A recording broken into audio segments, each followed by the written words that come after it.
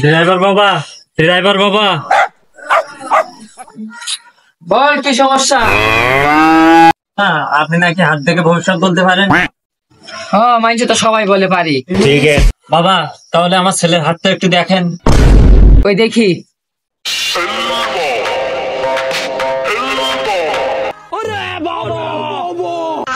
बिल्कुल रिक्स नहीं लेने का।